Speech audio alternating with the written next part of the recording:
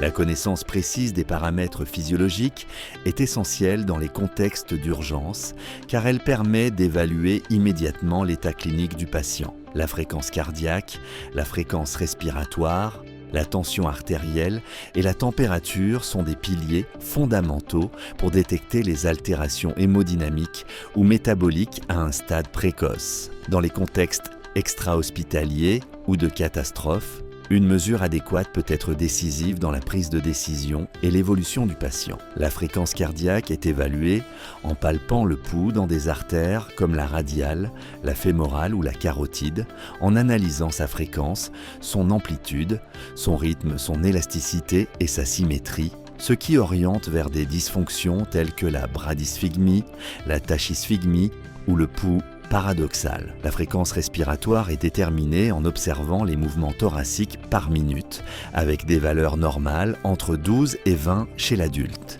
Elle est modifiée en cas de stress, d'hypoxie ou de pathologie respiratoire. La tension artérielle, exprimée en millimètres de mercure, comprend la pression systolique, contraction ventriculaire, et la pression diastolique, résistance périphérique, et son interprétation varie selon l'âge. La température corporelle, régulée par l'hypothalamus, se mesure par voie axillaire, buccale ou rectale. Ces variations indiquent des processus tels que l'hypothermie, la fièvre ou le syndrome fébrile persistant. Dans les situations critiques, la température centrale, bien que d'accès limité, apporte une grande valeur clinique. La maîtrise de ces techniques de base est indispensable en médecine d'urgence, car leur application correcte permet de détecter précocement les déséquilibres physiologiques et d'orienter une action thérapeutique sûre, efficace et centrée sur le patient.